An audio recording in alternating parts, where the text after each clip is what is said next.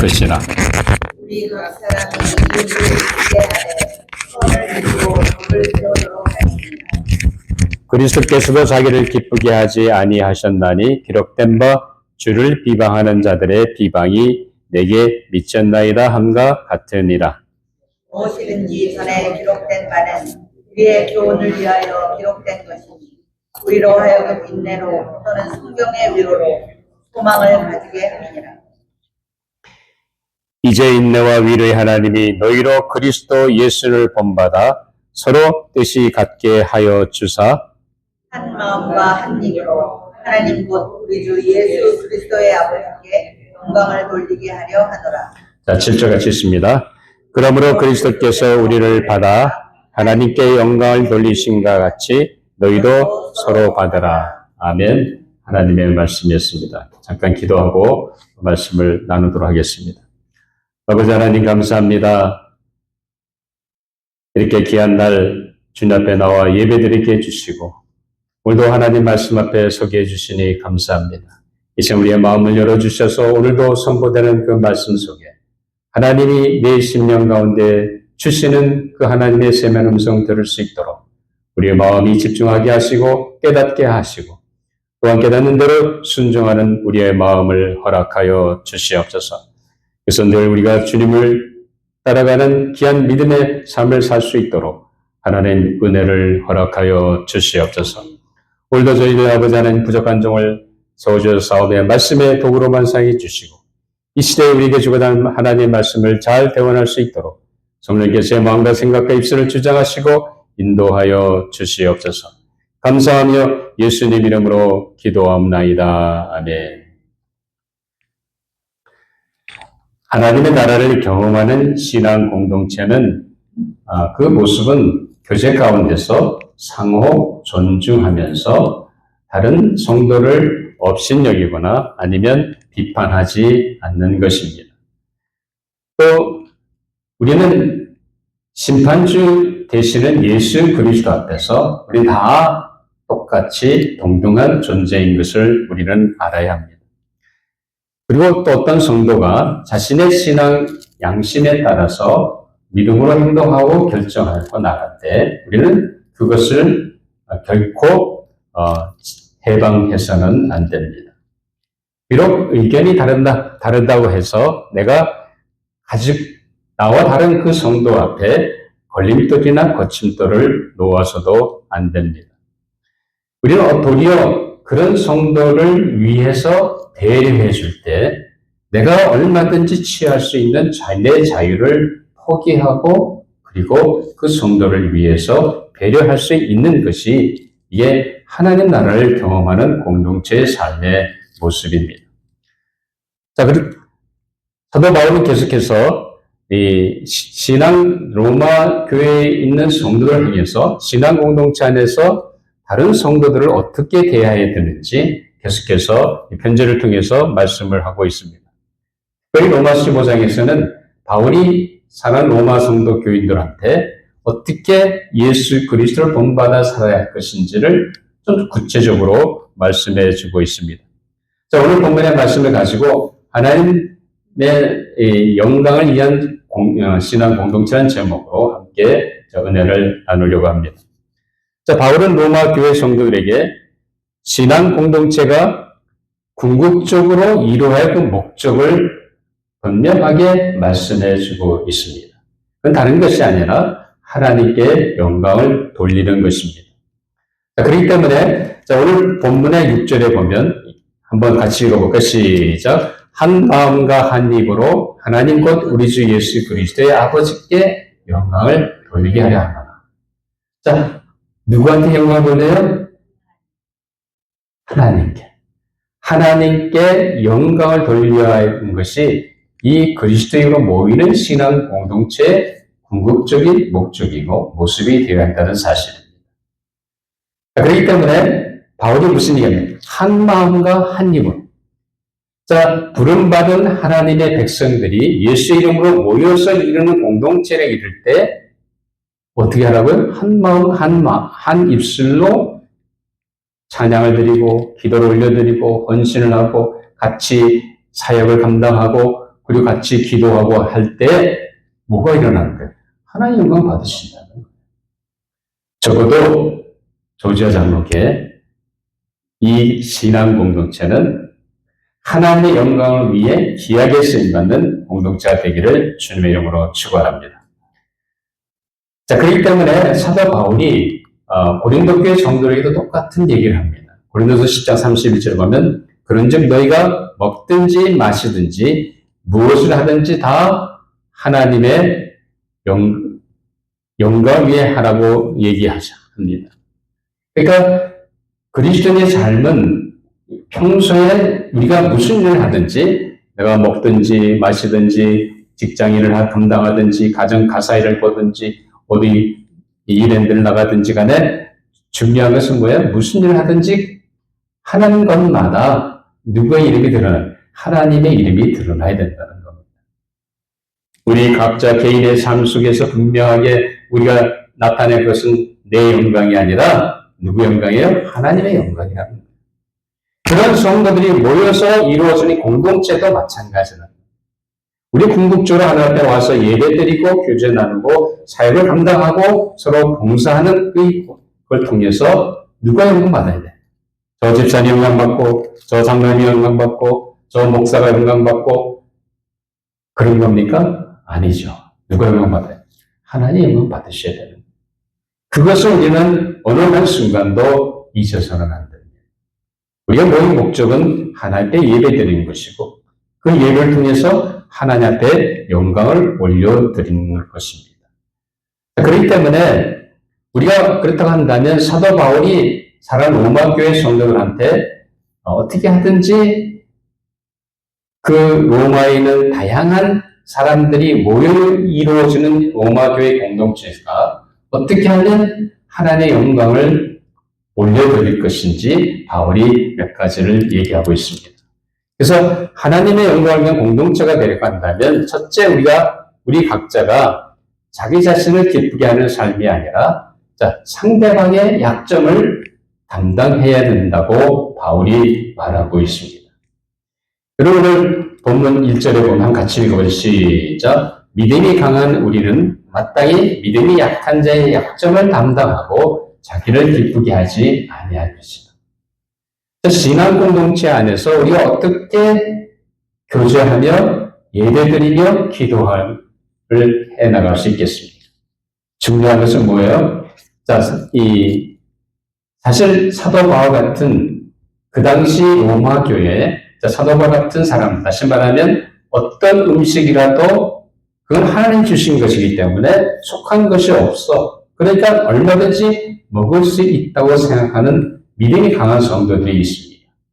반면에 믿음이 강한 사람들이 아무런 거리낌 없이 먹는 그 음식에 대해서 양심에 온갖 거리낌이 있는 믿음이 약한 성도들이 있다는 거예요. 그러니까 그 믿음이 강한 성도들이 그 믿음이 연약한 자의 약점을 담당하라는 겁니다. 비록 저 사람이 나와 생각이 달라서 이렇게 생각하기 때문에 자기 양심에 따라서 고기를 전혀 안 먹고 그리고 채식만 하는 그 사람을 없인 여기지 말고 판단하지 말고 그 사람의 연약함을 누가 담당해요? 내가 담당해야 된다는 겁니다. 여러분 어떻습니까? 우리가 교제 가운데서 다른 성도가 내 마음에 안 들고 내 성에 안 차면 어떡합니까? 무시할 때가 있잖아요. 없인 여길 때가 있고 아예 어떤 경우는 왕따를 칠 때도 있잖아요. 그게 그리스도인의 공동체가 아니죠. 우리가 나를 기쁘게 하는 것이 한다고 한다면 나만 생각하고 내 유익을 생각한다고 한다면 우리는 결단코 저 형제와 저 자매의 연약한 부분, 부족한 부분, 약점을 내가 대신 져줄 수 없습니다. 왜냐하면 나만 기뻐하기 때문에 나를 위해서 하기 때문에 내가 왜 저 사람 때문에 저 사람이 연약한 부분을 내가 담당해야 돼? 아니야! 하고 물리치게 됩니다. 우리가 정말로 다른 형제자매를 그 형제자매의 약점을 우리가 담당하려고 한다면 나를 위해 하는 것이 아니라 저 성도를 향해서 해야 됩니다. 그렇게 할 때 우리는 그 성도를 바로 섬길 수 있다는 사실입니다. 그렇기 때문에 그리스도인의 삶은 나를 위한 삶이 아니라 상대방을 위한 삶이 되어야 됩니다. 예수님이 뭐라고 했습니까? 내 이웃을 뭐라고 했어요? 누구 몸같이? 내 몸같이 살아. 여러분의 몸을 얼마나 아끼고 살아갑니까?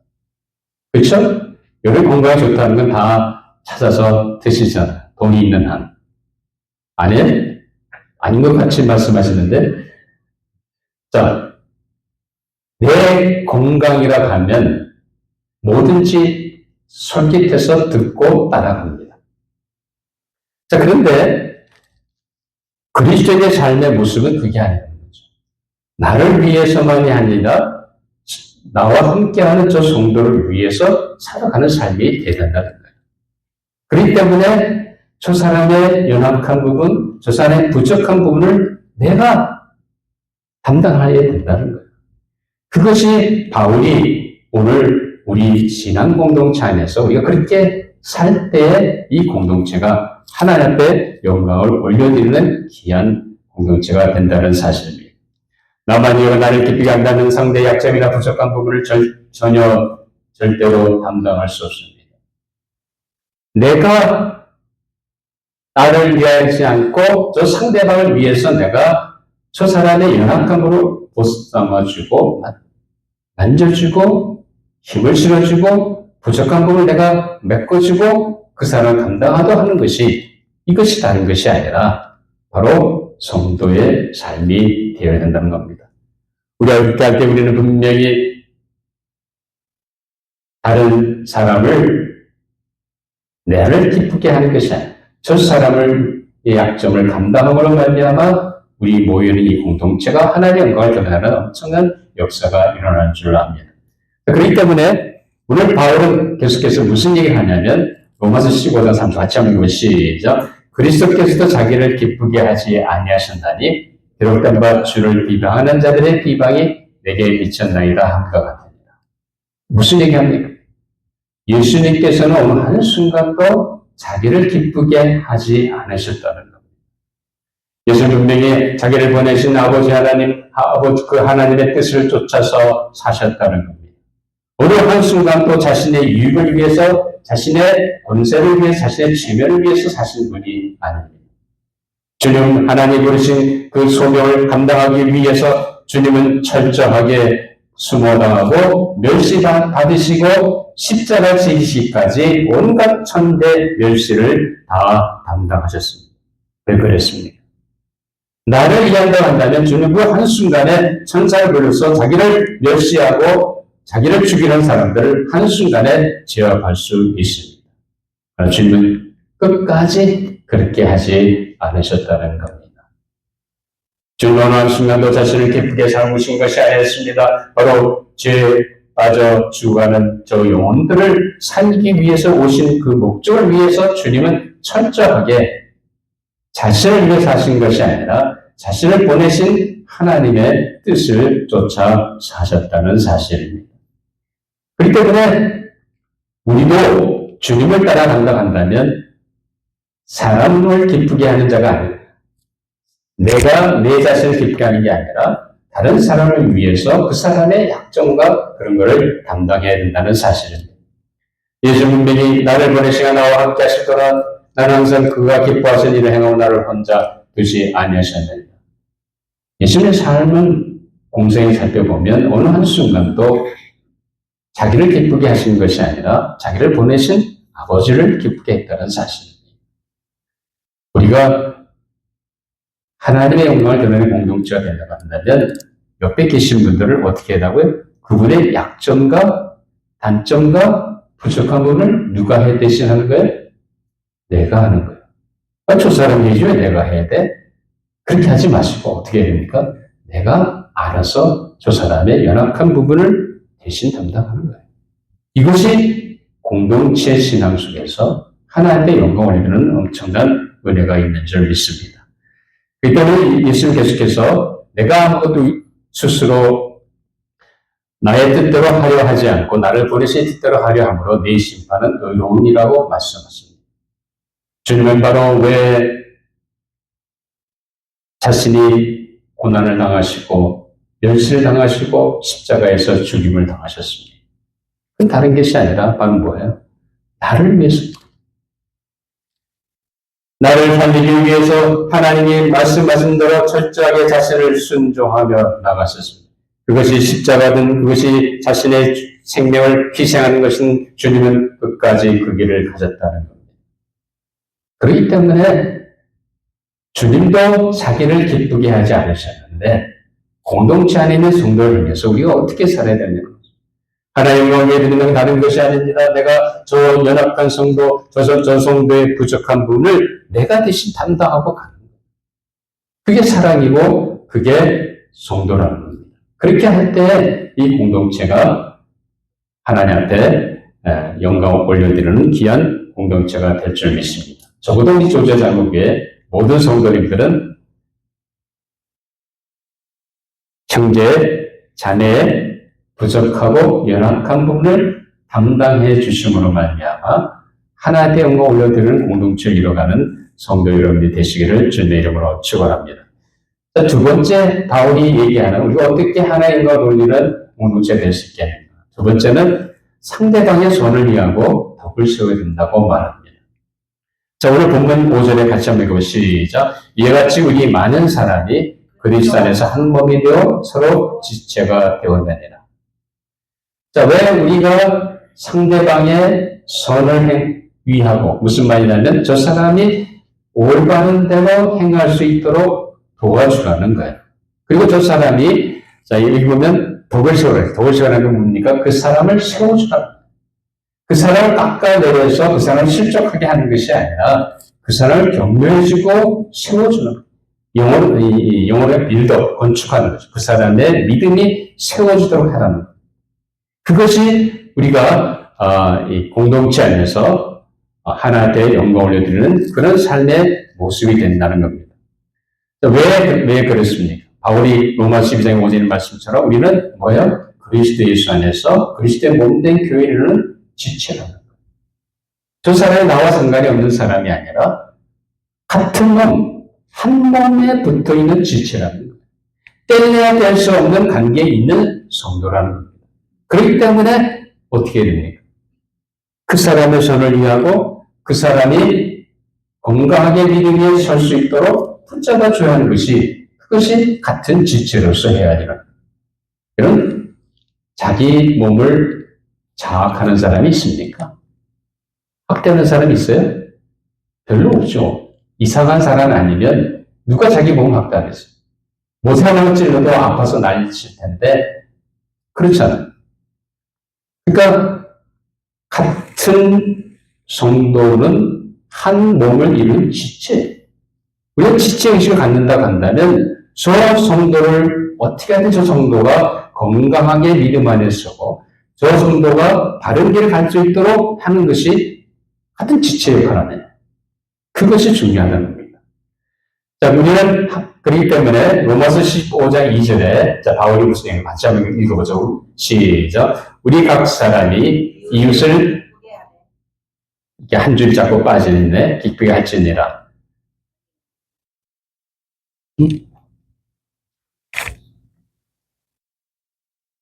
우리 각 사람이 이웃을 선을 이루고 덕을 이게 지금 한 줄이 빠졌어요. 할지니라. 어쨌든 간에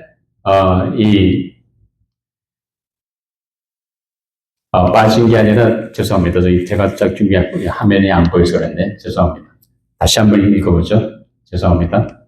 자, 우리 각 사람이 이웃을 기쁘게 하되 선을 이루고 덕을 세우고 도록 할지니라. 자, 이게 무슨 얘기겠습니까? 선을 이루게 하고 그 다음에 덕을 세우라는 거예요. 덕을 세운다는 것은 세워주는 거예요. 붙잡아주는 거예요. 일으켜주는 거예요. 그러니까 우리 공동체 안에서 지체라고 한다면 같은 지체라고 한다면 그 지체를 우리가 어떻게 해야 되겠습니까? 붙잡아줘야 될 거 아니에요.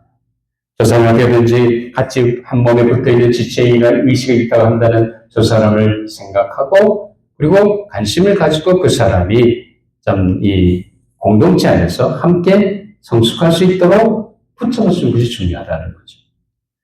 그래서 우리가 그 성도를 기쁘게 하고 한다고 하는 것은 다른 것이 아니라 그 사람한테 아첨한다는 게 아닙니다. 자, 한 지체니까 당연히 우리가 그 사람을 세워나가야 되는데 그 사람을 기쁘게 한다고 해서 우리가 그 사람을 마음을 사기 위해서 그 사람한테 아첨한다든지 그런 얘기가 아니라 그 사람의 유익을 구한다는 거예요. 그 사람이 건전하게 믿음 안에 서야 같은 지체인 나도 거기에 영향을 받는다는 겁니다. 그러나 저 지체가 결국 그렇게 살지 못한다 한다면 나도 병들게 된다는 겁니다. 그렇기 때문에 의를 이루고 그리고 덕을 세우도록 우리가 함께 하는 지체를 세워주는 것이 중요하다는 겁니다. 그렇게 할 때 바로 우리 공동체를 통해서 누가 영광받아요? 하나님이 영광받는다는 사실입니다. 자, 로마서 5장 4절 한 가지 읽고 시작. 무엇인지 전에 기록된 바는 우리 교훈을 위하여 기록된 것이니 우리로 하여금 인내로 또는 성경의 위로로 소망을 가지게 합니다. 우리가 어떻게 저 사람을 세워주십니까? 그건 다른 것이 아니라 하나님의 말씀이에요. 말씀이 어떤 역할을 합니까? 우리의 힘들고 어려울 때 내게 힘을 주시는 말씀이 있습니다. 나로 내가 공경에 처했을 때 하나님께서 말씀을 통해 내게 길을 보여주십니다. 그래서 오늘 바울이 무슨 얘기합니까? 우리의 교훈에 기록된 그 말씀이 우리에게 위로와 소망을 준다는 거예요. 우리에게 인내하게 해준다는 겁니다. 우리가 어떻게 성도를 세워주십니까? 말로도 격려의 말도 할 수 있고 칭찬의 말도 할 수 있지만 하나님의 말씀으로 그 성도를 세울 수 있다는 겁니다. 자, 그런데 여러분, 우리가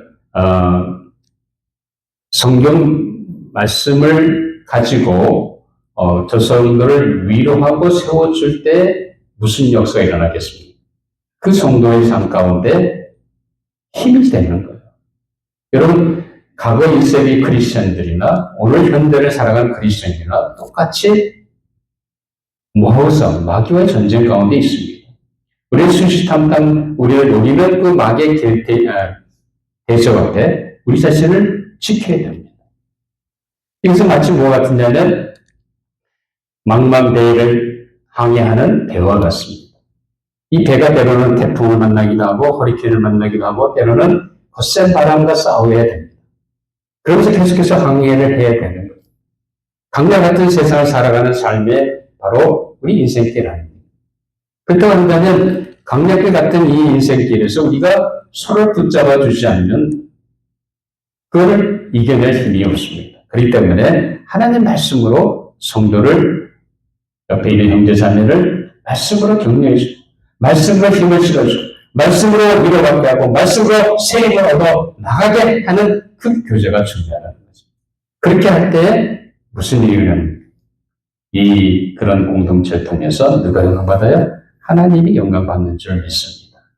적어도 조지아장로교회 우리 모든 성도 여러분들은 서로 지체의식인 것을 깨닫고 참 성도가 바르게 서고 성도가 하나님 말씀 안에 거할 수 있도록 말씀을 통해서 형제를 세워준 가운데 하나님한테 영광을 올려드리는 귀한 공동체를 이뤄가는 저희 여러분들이 되시기를 주님의 이름으로 축원합니다.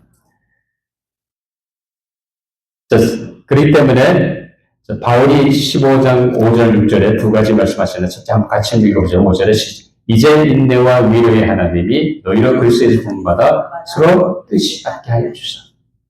우리가 어떻게 뜻을 같이 하셨습니까? 우리가 위로해 주신 하나님 말씀을 통해서 우리에게 권면해 주신 하나님 그걸 통해서 우리 말씀을 통해서 예수 그리스도를 본받고 나갈 때 우리가 뜻이 같아질 수 있다는 겁니다. 하나 될 수 있다는 거죠. 계속해서 바울이 뭐라고 그래? 6절에 보면 한 마음과 한 입으로 하나님과 우리 주 예수 그리스도의 아버지께 영광을 돌리게 하여 합니다.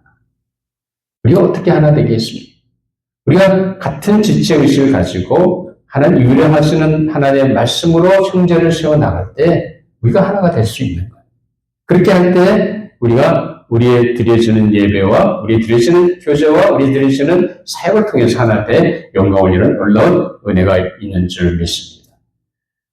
그렇기 때문에 바울이 마지막으로 7절에만 뭐라고 얘기합니까? 같이 한번 읽어보시죠. 시작. 그러므로 그리스도께서 우리를 받아 하나님께 영광을 돌리신 것 같이 너희도 서로 받으라. 자, 바울이 지금 무슨 얘기합니까? 자, 그리스도께서 우리를 받으셨다는 거예요. 무슨 말입니까? 주님이 우리를 받으셨다는 게 무슨 말이에요? 우리 같이 연약하고 죄 가운데 빠져 살던 존재가 어디 있습니까? 각각 여러분들이 과거의 삶을 알아본다고 한다면 여러분의 삶은 정말로 어떤 삶이었습니까? 죄에 빠졌던 삶 아닙니까? 그런 나를 하나님 공연이시고 아들을 통해서 구원받는 길을 열어줄 뿐만 아니라 그리스도께서 나를 위해서 자신을 희생하셨다는 거예요.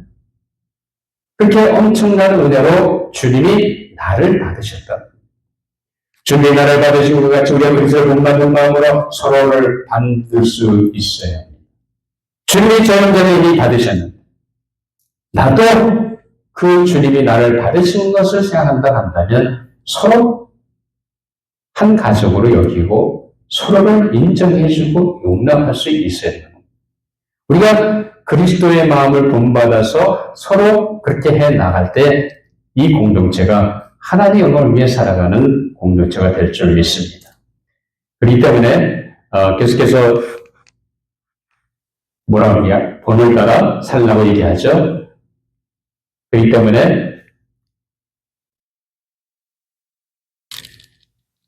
우리가 하나님의 공동체 안에서 우리가 어떻게 하면 하나님께 영광을 돌리겠습니까? 첫째는 뭘 해야 됩니까? 첫째는 상대 성도의 약점과 부족한 부분을 내가 담당하는 거예요. 나를 기쁘게 할 것이 아니라 저 성도를 유익을 위해서 내가 그렇게 하는 것이 중요하다는 거죠. 두 번째는 그 형제가 그 자매가 한 몸을 이루는 지체라는 것을 깨닫는다고 한다면 저 사람의 뭘 구해요? 저 사람이 선을 행하고 믿음 안에서 굳게 설 수 있도록 붙잡아주는 것이 중요하다는 거죠. 그렇게 해 나갈 때 이 공동체 하나의 영광을 올린다는 겁니다. 그리고 세 번째는 뭐예요? 세 번째는 그리스도의 마음을 본받아서 주님께서 나를 받으시고 저 형제를 받으신 것처럼 나도 저 형제 자매를 한 가족으로 받고 그리고 나갈 때 이 공동체가 하나님 앞에 영광을 올려드리는 복된 신앙 공동체가 될 줄 믿습니다. 적어도 이 조지아 장로교회에 모여서 예배드리고 찬양하고 기도하고 교제하고 사역을 감당할 때마다 하나님의 영광만 드러나는 귀한 신앙 공동체가 되기를 주님의 이름으로 축원합니다. 기도하시겠습니다. 아버지 하나님 감사합니다. 부족한 저희들을 이처럼 사랑해 주시고 이렇게 하나님의 가족으로 묶어주심을 정말로 감사합니다. 아버지 하나님 저희들이 모여서 예배와 교제와 사역을 감당할 때마다 늘 저희들이 우리 함께하는 형제 자매를 약점과 연약한 부분을 보고 내가 담당할 수 있는 그래서 나를 위해 사는 것이 아니라 성도를 위해 살아가는 우리의 삶의 모습이 되게 하여 주시옵소서. 뿐만 아니라 아버지는 늘 한 지체된 저 형제 자매가 하나님 앞에서 의를 행하고 믿음에 든든히 서갈 수 있도록 내가 붙잡아주고 말씀으로 위로해주고 말씀으로 힘을 실어주는 우리의 삶의 모습이 되게 하여 주시옵소서. 뿐만 아니라 아버지 하나님 주님께서 나를 받으신 것처럼 저 사람 형제 자매도 나도 한 가족으로 저 형제 자매를 받아 하나님 앞에 영광 올려드리는 저희 모두의 삶이 되게 하여 주시옵소서. 감사하며 예수님 이름으로 기도하옵나이다. 아멘.